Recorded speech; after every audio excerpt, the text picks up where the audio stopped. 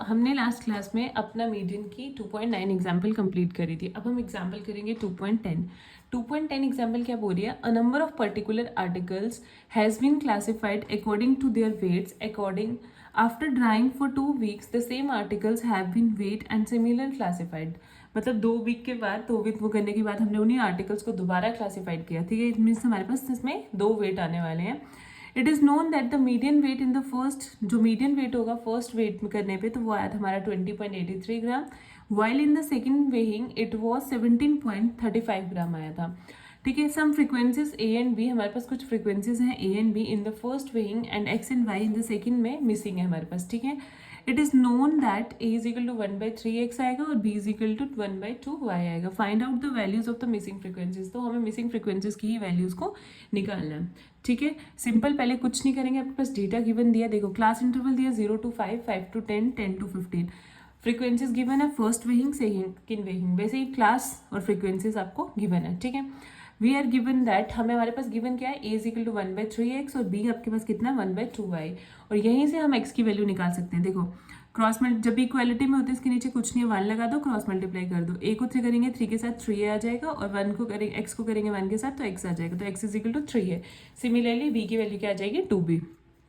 Total frequency देखेंगे first weight की और सेकंड। देखो फर्स्ट वेट ये है, फर्स्ट वेट की total frequency a plus B plus 11 plus 52 plus 75 plus 22। Similarly second की कितनी है, x plus y plus 40 plus 50 plus 30 plus 28। Clear, ये आ गई। अब इनको करो add, a plus B plus इन सबको ऐड कर लो और ये a प्लस बी आ जाएगा साथ, इन सबको ऐड कर लो, ये कितना आ जाएगा 3a प्लस बी। क्यों? क्योंकि आपने x और y को इन टर्म्स ऑफ a और b लिख लिया।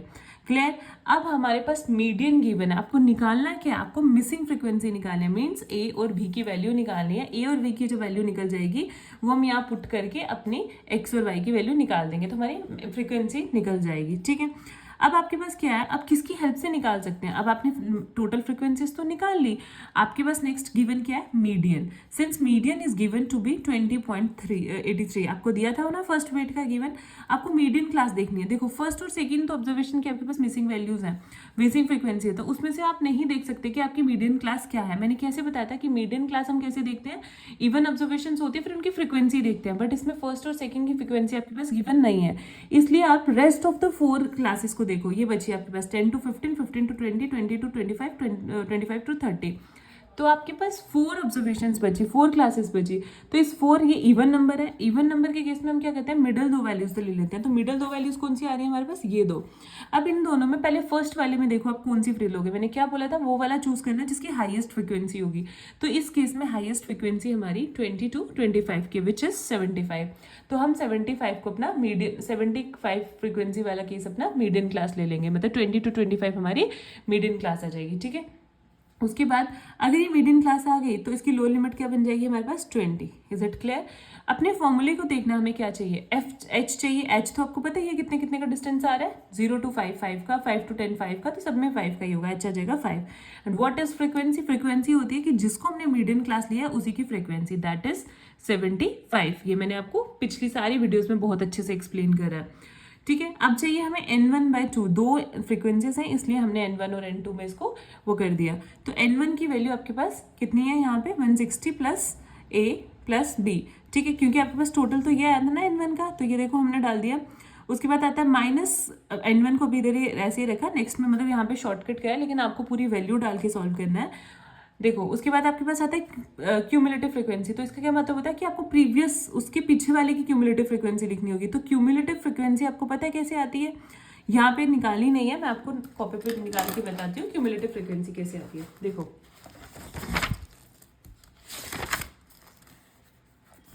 हमने पढ़ा है कि क्यूमुलेटिव फ्रीक्वेंसी कैसे निकलती है। पहले तो इसकी फ्रीक्वेंसी क्या है, इस गिवन डेटा की आपके पास आप निकाल रहे हैं। देखो सबसे पहले आपके पास डेटा है 0 to 5, 5 to 10, 10 to 15, ठीक है, और 15 to 20, 20 to 25, 25 to 30, ये आपके पास डेटा है 30 तक। ठीक है, फ्रीक्वेंसी आपके पास A, B 11, 52, 75 एंड लास्ट आपके पास 22। ठीक है, ये आपके पास फ्रीक्वेंसी है। आपको क्यूमुलेटिव, ये फ्रीक्वेंसी है, ये क्लास इंटरवल्स है, आपको क्यूमुलेटिव फ्रीक्वेंसी निकालनी है। तो मैंने आपको बताया कैसे निकलती है। देखो फर्स्ट वैसी ही रहती है, ए, सेकेंड हो जाएगी ए प्लस बी, थर्ड हो जाएगी ए प्लस बी प्लस 11, थर्ड हो जाएगी ए प्लस बी 11 प्लस 52 कर देंगे तो 11 प्लस 52 हमारे पास कितने आ जाएंगे 63, ठीक है। सिमिलरली वैसे ही ए प्लस बी वैसे ही रहेगा, 63 में 75 ऐड हो जाएंगे तो वो हमारे पास नेक्स्ट वाले की क्यूमुलेटिव फ्रीक्वेंसी आ जाएगी। सिमिलरली वैसे ही हमारे पास नेक्स्ट वाले की क्या आ जाएगी ए प्लस बी प्लस 63 प्लस 75 हमारे पास कितने हो जाएगी 160, विच इज ये आ जाएगी लास्ट वाले की क्यूमुलेटिव फ्रीक्वेंसी, ठीक है। तो हमने अपनी मीडियन क्लास चूज किया था 20 और 25 को, ठीक है। अब इसकी प्रीवियस की क्यूमुलेटिव फ्रीक्वेंसी कितनी है आपके पास ए प्लस बी प्लस 60 थी। तो आप अपने फॉर्मूले में कैसे डालोगे, आपका फॉर्मूला होता है मीडियन निकालने का। देखो मीडियन निकालने का क्या फॉर्मूला था आपके पास, लोअर लिमिट प्लस आपका रहता था हमारे पास यहाँ पे h/f into n1/2 minus cumulative frequency of the preceding class, यही था ना। देखो वैल्यू कैसे डालेंगे, एल की वैल्यू डाल दी 20 प्लस एच की डाल दी हमने 5, फ्रीक्वेंसी कितनी थी उसकी 75, ये ले ली थी हमने। और 75 के बाद n1/2 हमारे पास कितना आ रहा था, मतलब इसकी फ्रीक्वेंसी थी हमारे पास a plus B plus 63 divide by 2 minus sorry n1 की वैल्यू थी आपके पास, हाँ n1 की वैल्यू यही थी आपके पास, minus cumulative frequency of the previous class. तो प्रीवियस क्लास की क्यूमुलेटिव फ्रीक्वेंसी क्या आ रही है आपके पास a प्लस बी प्लस 63। अब इन दोनों को सॉल्व कर लो, यहाँ से आपके पास मीडियन क्लास की वैल्यू निकल आएगी आपके पास। ये आपको ये वैल्यू सॉल्व करनी है, इसके बाद आपके मीडियन क्लास की वैल्यू निकल आएगी। सिमिलरली वैसे ही आपको मीडियन सेकेंड वाला लेके चलना है। देखो जब आप इसको सॉल्व करोगे आपके पास लास्ट में a प्लस बी की वैल्यू आएगी, क्योंकि आपके पास ना ही a है और ना ही b है। और आप सेकंड जब मीडियन क्लास देखो सेकंड कैसे लिया, since the median is given by, आपके पास मीडियन कितना है 17.35 एंड क्लास कितनी है आपके पास 15 और 20 इन दिस मीडियन क्लास। तो यूजिंग द मीडियन फॉर्मूला वही, अब इसके केस में हम कौन सा लेंगे, देखो फिर इवन का केस आ जाएगा, सेकंड वाले की फ्रीक्वेंसी देखेंगे, इन दोनों को चूज करेंगे। तो सेकंड में कम फ्रीक्वेंसी ज्यादा फ्रीक्वेंसी किसकी है, इसकी, तो इसका मीडियन क्लास आ जाएगा 15 और 20। तो लो लिमिट क्या आ जाएगी 15, h की वैल्यू आ जाएगी 5, f की वैल्यू आ जाएगी उसी की फ्रीक्वेंसी, तो उसकी फ्रीक्वेंसी कितनी है 50, और n2/2 ये लिया आपने n2 और ये ले लिया 2 minus cumulative frequency of the previous class. तो आपकी प्रीवियस क्लास की क्यूमुलेटिव फ्रीक्वेंसी क्या बन जाएगी इसमें 40 प्लस x प्लस y, ठीक है। आपने ये ले लेनी है और इसको सॉल्व कर देना है, ठीक है। वैसे ही उसको सेम देखो, इसमें लास्ट में वैल्यू आई, इक्वेशन बनी ये, और इसमें इक्वेशन बनी हमारे पास ये।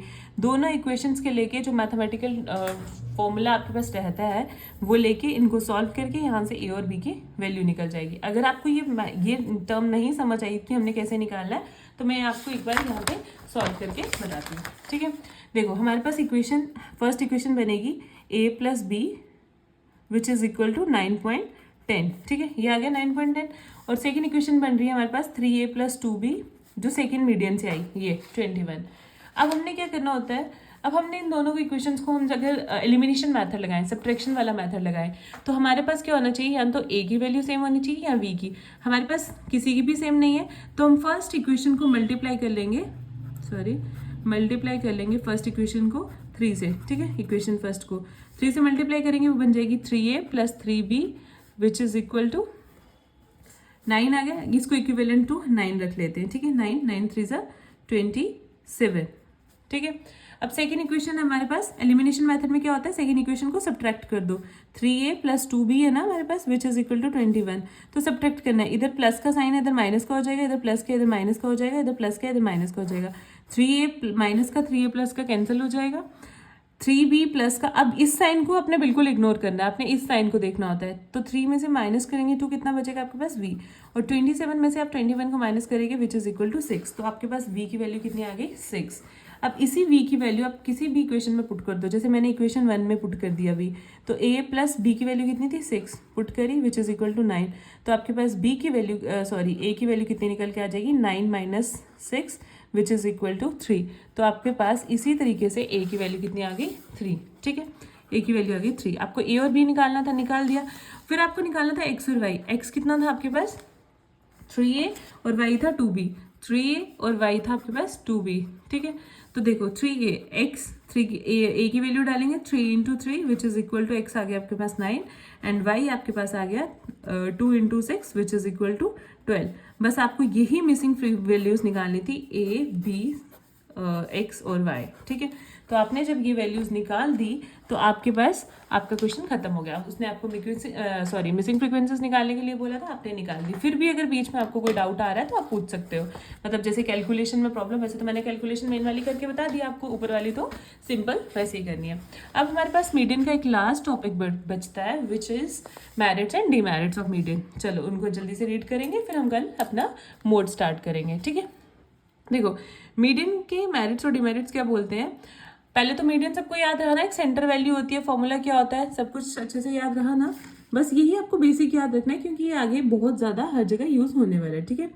अब मीडियन की सबसे पहला आपका मेरिट आता है, it is a rigidly defined. ये सबसे पहले रिजिडली डिफाइन होगा।